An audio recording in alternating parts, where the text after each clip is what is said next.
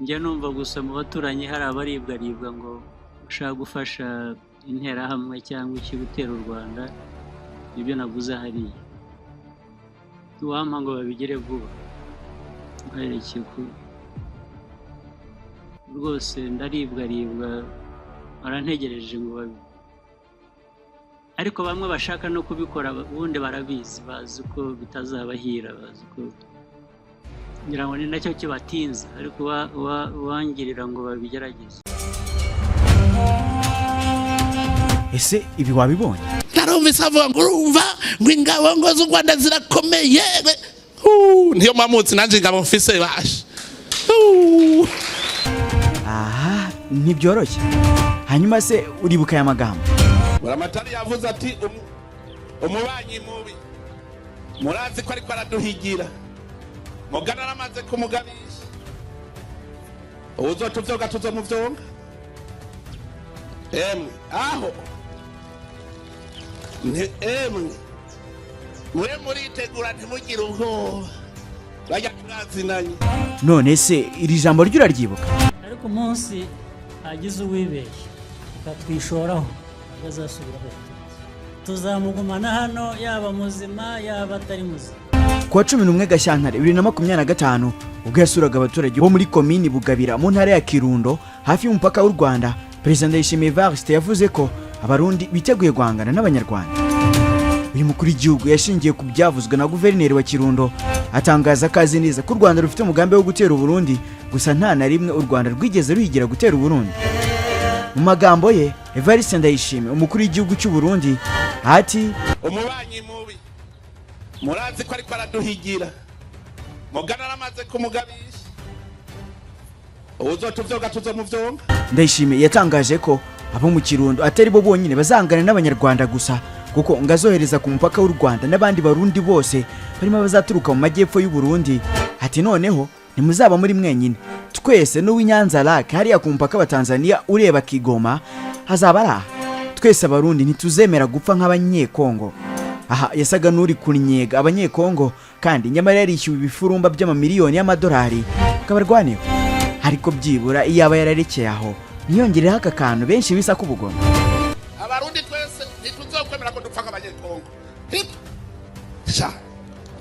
Abantu bakitwa nk'impene ukunyene, hari abantu abagabo bakanura. Mu ntangiriro z'ukwezi gushize kwa kabiri nabwo ubwo President Ndayishimiye yari yakiriye abadiplomate bakorera i Burundi, yababwiye ko u Rwanda ari rwo ntandaro y'ibibazo by'umutekano muke mu burasirazuba bwa Kongo.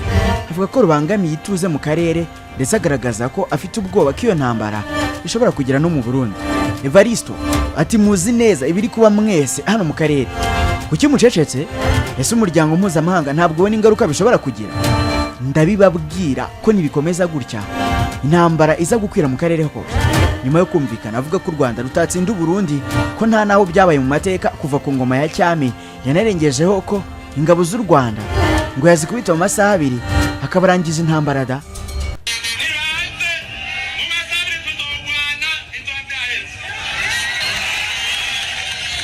Ariko se koko ubwo bushobozi bw'igisirikare cy'u Burundi, Force de Défense Nationale du Burundi FDNB, Ndayishimiye avuga kirabufite? Hari abavuga ko banza ari bya bindi by'uko ingunguru irimo ubusa hariyo yirangira, kuko izo ngabo Ndayishimiye yirirwa arahata Karim idakubitwa mu minsi ishize zarigaragaje Bukavu ziri kwiruka kibono mpamaguru zihunga abasore ba M23 bari bamaze kubakwita nk'uduhinja, bakazifatana ikibuga cy'indege cya Kavumu. Barundi wanakwepa wanarudia kwao Barundi. Gusa ariko ku rundi ruhande umuvugizi wungirije wa guverinoma y'u Rwanda Maître Alain Mukurarinda yatangaje ko amagambo Perezida w'u Burundi yavuze Evariste Ndayishimiye ayavuga ku Rwanda guko rwaba rufite umugambi wo gutera igihugu cye nta shingiro bifite. Yavuze ko ibyo gutera u Burundi Perezida Ndayishimiye yavuze nta shingiro bifite, ahubwo bigamije kuyobya uburari ku byo we na Perezida Tshisekedi batangaje cyo gukoraho ubutegetsi bw'u Rwanda. Ariko utwifurije intambara nayo turayirwana nta kibazo. Tshisekedi n'umunywanyi we Evariste Ndayishimiye mu bihe bitandukanye bumvikanye bavuga ko bazatera u Rwanda bagakora ubutegetsi bwa Perezida Kagame. U Rwanda narwo kenshi rwagaragaje ko rwiteguye guhangana n'umwanzi aho yaturuka hose, ndetse byaba ngombwa rugasanga umuriro aho uturuka. Cyane cyane ndetse kubera twebwe ko turi agahugu gato, doctrine yacu aho umuriro uturutse niho tuwusanga, ntabwo dutuma ugera hano kugira ngo turagaho gato, nta mwanya dufite hano wo kurwaniramo. Uyu munsi Ndayishimiye Evariste umukuru w'igihugu cy'u Burundi arerura akavuga ko igihugu cye cyiteguye kurwana n'u Rwanda. Ariko se mu by'ukuri intambara y'ibihugu byombi irashoboka? Wibuke u Rwanda n'u Burundi biyobowe n'abaperezida bahoze ari abasirikare bakomeye bombi mu gisirikare bageze ku ipeti rya General Major. Perezida Kagame na Perezida Ndayishimiye bombi barwanya intambara za kinyeshyamba zo kubohora ibihugu byabo, bisobanuye ko ibijyanye n'intambara bose babyumva neza, nubwo ubushobozi bwa Ndayishimiye mu by'intambara hari bamwe babukemanga. Byagenda bita abasore n'inkumi za RDF basekeranye n'abasore n'inkumi ba FDNB, ubundi se baramutse batanye mu mitwe bakarwana, ninde watsindiye iyo ntambara? Reka twinjire mu nyandiko z'amateka y'ibihugu byombi turebe inkomoko y'urukundo rutari rwinshi n'amakimbirane ari hagati y'ibihugu byombi uyu munsi kugeza ubwo bishaka kumva n'imitsi. Mbere yuko tugera ku ntumwa z'u Burundi zimaze iminsi ziza mu Rwanda mu rwego rwo guhosha umwuka mubi hagati y'ibihugu byombi, reka twibaze tuti ubundi ibintu byatangiriye. Njye ubundi nitwa Eric Rukundo Sage Direct, si byose amateka, politike, ikoranabuhanga, ubuzima n'izindi ngingo nyinshi nzo tuganira kuri channel. Kora subscribe kugira ngo tujye tubana mu biganiro byacu bya buri munsi byiza ntayuma kugutegurira. Rero ubwo naguhaye ikaze. Mu gutangira reka dusubire inyuma gato mu byagiye biba intandaro yo kwigira kuzarwana hagati y'ibihugu byombi kuva muri 2015. Ku itariki ya 31 y'ukwezi kwa 12 mu mwaka wa 2023 ubwo yagezaga ijambo ku baturage b'igihugu cye, ijambo risoza umwaka, Perezida w'u Burundi Evariste Ndayishimiye yemeje ko umubano w'igihugu cye n'u Rwanda wongeye kuzamba, haca amarenga ko ashobora gufata icyemezo cyo kongera gufunga umupaka w'u Rwanda n'u Burundi. Maze muri iryo jambo Ndayishimiye atangaza ko nyuma y'umutwe w'inyeshyamba z'abarundi barwanya ubutegetsi witwa Red Tabara ugabye ibitero muri Gatumba ku itariki ya 22 Ukuboza muri 2023 ikica abasivile 22 yasubiriye muri iryo joro ry'itariki ya 30 rishyira 31 Ukuboza 2023. Ndayishimiye ati turangije umwaka turi mu gahinda kadasanzwe kuko u Burundi bwongeye guhekurwa n'abicanyi bo mu mutwe w'iterabwoba wa Red Tabara ufite icyicaro mu gihugu cy'u Rwanda. Perezida w'u Burundi yatangaje ko ibihugu byombi byari maze igihe biganira ku buryo bwo kurandura, gusa ngo yasanze u Rwanda rwaramuryarya. Evariste ati mu bijyanye no kurandura uwo mutwe w'iterabwoba twari tumaze igihe tuganira n'abayobozi b'igihugu cy'u Rwanda ngo turebe uko bakwikubita agashyi bagashyikiriza ubutabera bw'u Burundi abayobozi b'uwo mutwe, ariko twaraye tuyibonye neza ko ibyo twaganiriye twari ukudusoka inkori ku maso, ahubwo bagumye babaha uburyo bwose bwo kugira ngo batwubire. Ndayishimiye yagaragaje kwicuza ko u Burundi bwafunguye imipaka yabwo n'u Rwanda mu kwakira ko 2022. Ati ibyo twiyemeje nuko tugiye gufata ingamba zose zishoboka kugira ngo abana b'u Burundi ntibakomeze kwicwa bunyamaswa n'ibyo birara. Dusabye abarundi bose guhagarara kigabo kuko umutwe w'iterabwoba usasiwe by'ukuri mu gihugu gituranyi cy'u Rwanda. Nubwo Burundi bwashinjaga u Rwanda gufasha Red Tabara, urwo rwarabihakanye rugaragaza ko ari urwitwazo, dore ko umupaka Red Tabara yifashishaga igaba ibitero ugabanya Burundi na Repubulika ya Demokarasi ya Kongo. Ubundi Red Tabara mu magambo arambuye bivuze Resistance pour l'état du droit au Burundi. N'umutwe w'inyeshyamba z'abarundi watangiye gukora ibikorwa bya gisirikare kuva hatangira ibibazo bya politike mu mwaka wa 2015 ubwo muri iki gihugu hageragezwaga irikwa ry'ubutegetsi ryaburijwe. Uwo mutwe urwanya ubutegetsi buriho mu Burundi hamwe n'imitwe yitwaje intwaro ibishamikiyeho irimo imbonerakure. Uyu mutwe ukorera mu ntara ya Kivu y'Amajyepfo muri Repubulika ya Demokarasi ya Kongo hafi y'umupaka w'u Burundi. Intego y'uwo mutwe ni uguhirika ubutegetsi bw'ishyaka Conseil National pour la Défense de la Démocratie, Force de Défense de la Démocratie cyangwa se CNDD-FDD iri ku butegetsi mu Burundi. Ku itariki ya 20 y'ukwezi kwa 12 muri 2023 umutwe wa Red Tabara wagabye igitero ku mupaka wa Gatumba uhuza Repubulika ya Demokarasi ya Kongo n'u Burundi. Iki gitero cyahitanye abantu 22 nk'uko byatangajwe na leta y'u Burundi. Perezida w'u Burundi Evariste Ndayishimiye yashinje u Rwanda gutera inkunga ya Red Tabara, ariko nta bimenyetso yatanze bishimangira ayo makuru.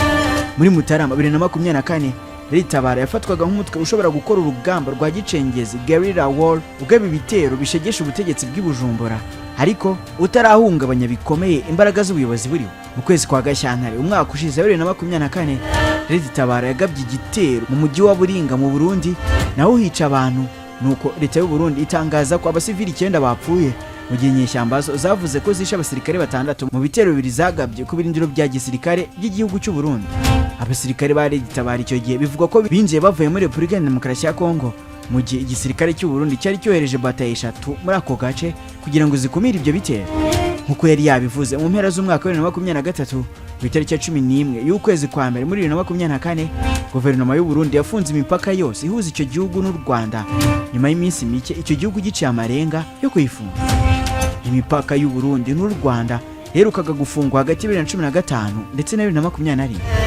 Kuva icyo gihe ibihugu byombi byemeje kuzahura umubano, ariko Burundi bugatsimbarara ko bukeneye abashinjwa guhirika ubutegetsi bwa Pierre Nkurunziza, mu gihe u Rwanda rwerekanaga ko bihabanye n'amategeko mpuzamahanga agenga impunzi.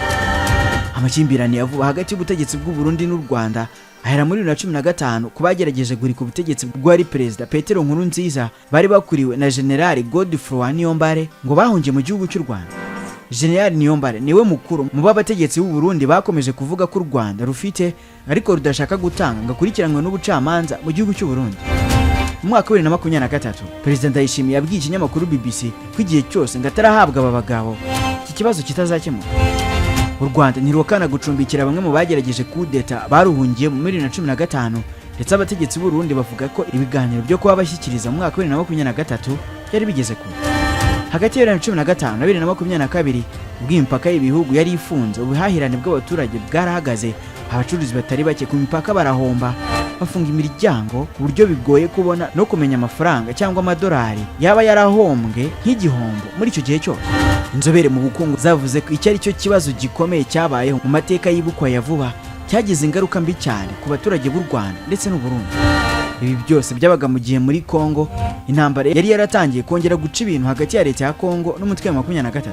Mu ntangiriro z'umwaka wa 2023 abakuru b'ibihugu bagize umuryango wa Afurika y'Iburasirazuba bemeranyije kohereza ingabo muri kiriya gihugu, zikaba zigizwe n'abasirikare baturuka muri Kenya, Uganda, Tanzania na Sudani y'Epfo n'u Burundi, ariko u Rwanda rwo ntabwo rwemerewe kohereza ingabo kubera ibyo rushinjwa mu bibazo bya Kongo. Izi ngabo zari zifite ubutumwa bwo kubungabunga amahoro ndetse zaranabikoze icyo gihe. Mu yandi magambo bivuze ko Burundi bwari rufite ingabo muri Kongo ziri mu butumwa bwo kubungabunga amahoro. Mu mpera z'ukwezi kwa 8 2023 Evariste Ndayishimiye w'igihugu cy'u Burundi ubwo yari mu ruzinduko rw'iminsi 2 i Kinshasa muri Repubulika ya Demokarasi ya Kongo hamwe na mugenzi we wa Kongo Felix Antoine Tshisekedi basuzumiye hamwe ibikorwa by'ingabo z'umuryango wa Afurika y'Iburasirazuba muri Kongo, maze mu biganiro byawo aba bakuru b'ibihugu baganira ku bibazo bitandukanye byibasiye akarere ka Afurika y'Iburasirazuba n'umuryango ibyo bihugu bihuriyemo West African Community. Ni ibiganiro byabereye ku ngoro y'umukuru w'igihugu izwi nka Palais de la Nation mu murwa mukuru Kinshasa. Ibibazo byibanzweho cyane n'umutekano muke wari ukomeje kugaragara mu burasirazuba bwa Kongo, ubu ahabarizwa imitwe yitwaje intwaro irenga 200 nk'uko byemejwe muri raporo zitandukanye zasohowe n'imiryango mpuzamahanga itabagamiye kuri leta. Perezida Evariste Ndayishimiye wari uyoboye umuryango wa Afurika y'Iburasirazuba muri iki gihe, icyo gihe yavuze ko bigoye kurangiza manda y'ingabo z'uyu muryango kuko kuri we ngo zari zigifite byinshi byo gukora. Icyo gihe yanasabye ko ingabo zose za East African Community muri Kongo zigomba gukora akazi kazo neza nk'uko bikorwa n'igihugu cye. Icyo gihe bahise basinyana amasezerano y'ubufatanye mu bikorwa bya gisirikare, amasezerano yemereye Burundi kohereza muri Kongo izindi ngabo, noneho zitagiye mu butumwa bw'amahoro ahubwo zigiye gufatanya na leta ya Kongo guhangana na 23. Ako kanya Burundi bwahise bugira muri Kongo ingabo zifite ubutumwa butandukanye, zimwe zishinzwe kugarura amahoro n'izindi zishinzwe kurwanya inyeshyamba za 23. Icyo gihe bamwe mu basirikare b'u Burundi bananze kujya muri iyi ntambara ku buryo byageze mu kwezi kwa mbere habarwa abasirikare b'u Burundi bagera kuri 242 banze kujya kurwanya M23 muri Kongo, bafungirwa muri gereza zitandukanye z'iki gihugu. Hari n'abandi bagiye muri Kongo ariko bageze ku rugamba banga kurwana, ariko nyuma yo kubona ko bari gutsindwa cyane mu rubanza rwabo rwabereye mu ntara ya Rutana tariki ya 24 Gicurasi 2024, aba bashinjwe kwanga kubahiriza amabwiriza y'abayobozi babo ubwo bari bahanganye n'abarwanyi ba 23. Lieutenant Kano Venuste Nshimirimana wari ushinzwe ububiko bw'ibikoresho yasobanuye ko bavuye mu Mushaki bamusanga mu bambiro hose mu burasirazuba bwa Kongo, bamubwira ko bagenzi babo bapfuye, abandi baburirwa irengero kandi ko mu 23 barusha imbaraga ku buryo bari bafite impungenge ko na mubambiro iza gufata. Nkuko Radio Inzamba yabitangaje, Nshimirimana yabwiye urukiko ko ubwo abasirikare bari bamaze guhunga Mushaki hese hamagara ku murongo wa telefone umuyobozi w'ingabo z'u Burundi zari muri intambara General Ndayizeye Eli alias Muzinga, amusobanurira uko byagiye. Ngo mu gihe yari ari kuvugana na General Muzinga aba basirikare bari bahunze Mushaki bahise bavugira rimwe ko General Muzinga yakuramo impuzankano y'igisirikare cya Afurika y'Uburasirazuba akambara icya Kongo kuko nabo ariyo bari bambaye. Lieutenant Colonel Nshimirimana yavuze ko yatwaye aba basirikare mu makamyo 3 na za pick-up 3 aberekeza ku kibuga cy'indege cya Goma.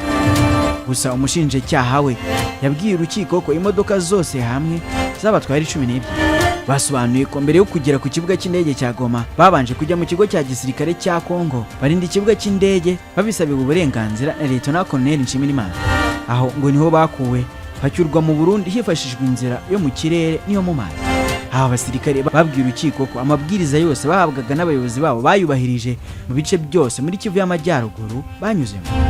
Aha ni naho bahereye basaba kugirwa bere kandi bagasubizwa mu kazi. Abasirikare barenga 270 nibo bari gukurikiranwa muri iyi dosiye. Ibiro ntaramakuru by'Abanyamerika Associated Press muri Gashyantare 2024 byatangaje ko 103 bafungiwe mu ntara ya Rumonge, abandi muri Ngozi, Ruyigi na Bururi. Iyi ntambara yo mu burasirazuba bwa Repubulika ya Demokarasi ya Kongo yatumye umubano w'ibihugu byombi urushaho kuba mubi cyane, kuko nk'ubwo mu kwezi kwa mbere kwa 2024 imbere y'urubyiruko rwa Repubulika ya Demokarasi ya Kongo, Perezida Ndayishimiye yakanguriye urubyiruko guhagarika ubutegetsi bw'u Rwanda. Ndayishimiye yavuze kandi ko ari ngombwa gukomeza urugamba kugeza abaturage b'u Rwanda nabo batangiye kotsa igitutu leta yabo. Yongeraho ati nibaza ko n'urubyiruko rw'u Rwanda rudashobora kwemera ko banywa imfungwa mu karere. Guverinoma yavuze ko imvugo z'urwango Perezida Ndayishimiye yakoresheje nk'umuyobozi w'umuryango wa Afurika yunze ubumwe ushinzwe urubyiruko, amahoro n'umutekano mu nama yiswe ko ari y'umuryango ziteye inkeke. Leta y'u Rwanda ivuga ko biteye inkeke kubona uwo ari we wese yagerageza guhamagarira urubyiruko rw'u Rwanda guhirika ubutegetsi. Guverinoma y'u Rwanda icyo gihe yaragize ati biteye inkeke kuba umuntu yahamagarira urubyiruko rw'u Rwanda guhagarika guverinoma yarwo, ariko kuba byakorwa n'umuyobozi w'igihugu cy'abaturanyi abikoreye ku rubuga rw'umuryango wa Afurika yunze ubumwe ni ukudashoza gukabije no guhonyora amahame shingiro y'uwo muryango. Guverinoma y'u Rwanda yongeye gushimangira ko nta nyungu ifite mu gushoza intambara mu baturanyi kandi kizakomeza gukorana n'abafatanyabikorwa bayo mu karere no hanze yako mu guhamagarira umutekano n'iterambere rirambye.